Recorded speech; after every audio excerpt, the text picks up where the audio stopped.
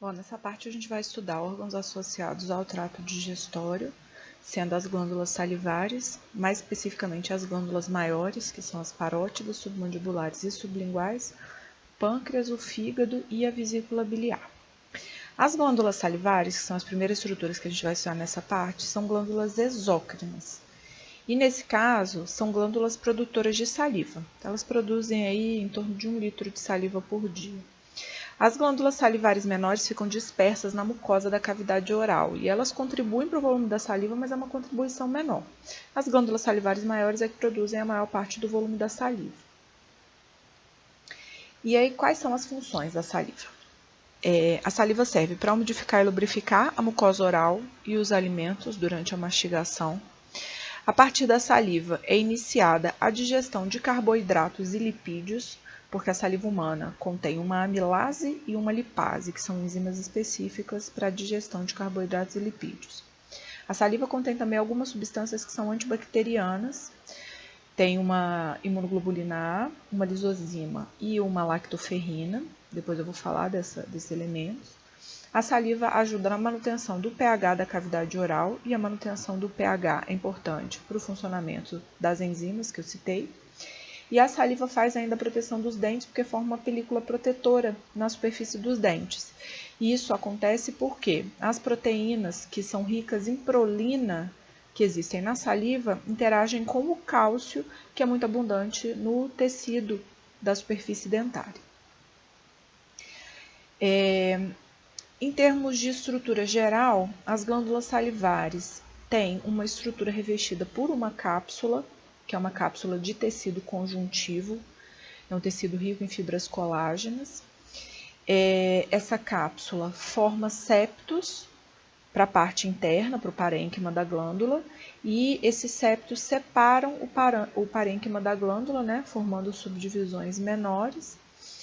E as glândulas salivares têm terminais secretores e um sistema de ductos ramificados que a gente vai estudar. A gente vai ver que esse sistema é todo muito parecido em todas essas glândulas salivares e também no pâncreas, que é uma estrutura exócrina que a gente vai abordar daqui a pouco. A estrutura secretora das glândulas salivares inclui células mucosas, que são células secretoras de mucina, células serosas, que secretam enzimas, proteínas, e tem também umas células que são células epiteliais modificadas, têm um citoesqueleto diferenciado e essas células são contráteis, mas não são secretoras, mas elas fazem parte da estrutura das glândulas também.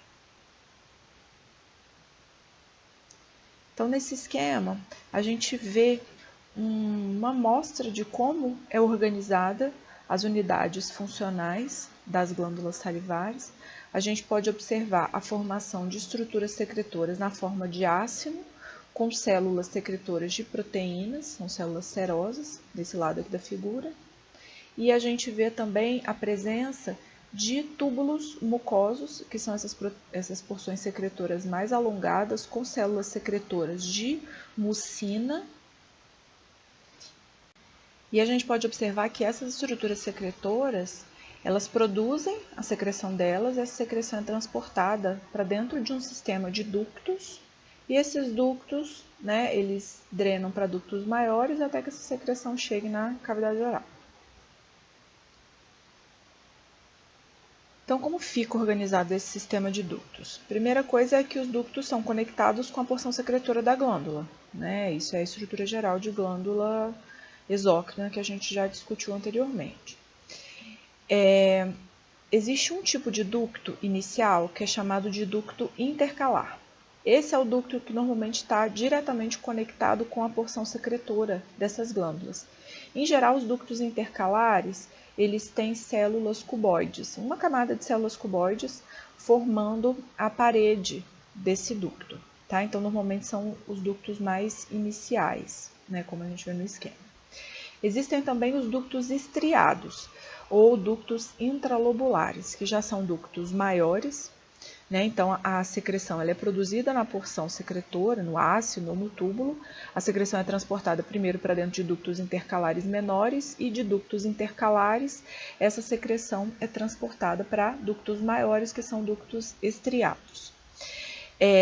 Essa nomenclatura de ducto estriado se deve à presença na base dessas células de uma quantidade grande de mitocôndrias associadas a invaginações na parede dessas células. E aí, quando a gente vê um corte dessa estrutura, desse ducto estriado, é comum a gente ver esse aspecto estriado na base dessas células, tá? E aí isso se deve realmente à presença das mitocôndrias associadas às invaginações de membrana. Isso acontece porque essas células são células que têm capacidade de alterar o conteúdo iônico da saliva produzida, né? Então, essas células têm um consumo energético maior, elas têm essa abundância de mitocôndrias e essa posição, né, na região basal está associada com o funcionamento das células, né, com o processo de bombeamento de íons, de transporte desses íons para dentro e para fora do lúmen para ser adicionada a saliva. Existem também ductos maiores que são os ductos interlobulares ou ductos excretores. Esses ductos normalmente ficam localizados já dentro dos septos de tecido conjuntivo. Esses septos são os septos que se formam a partir da cápsula que reveste a glândula como um todo, né? A gente viu que cada glândula salivar, em geral, tem uma cápsula externa e essa cápsula forma esses septos, que é o tecido conjuntivo penetrando na glândula. Isso faz uma subdivisão interna da glândula. E dentro desse septo de tecido conjuntivo é onde a gente encontra esses ductos interlobulares. E aí essas glândulas têm ainda um ducto terminal, o ducto principal, né? A gente vai ver que tem uma glândula dessas aí que não tem esse ducto terminal, ela só tem até os ductos interlobulares, ela usa o ducto terminal de outra glândula, mas esse é o que vai terminar de despejar a secreção produzida na cavidade oral. Bom, então nessa figura a gente vê de forma isolada uma unidade secretora dessas da glândula parótida, que é uma das glândulas salivares.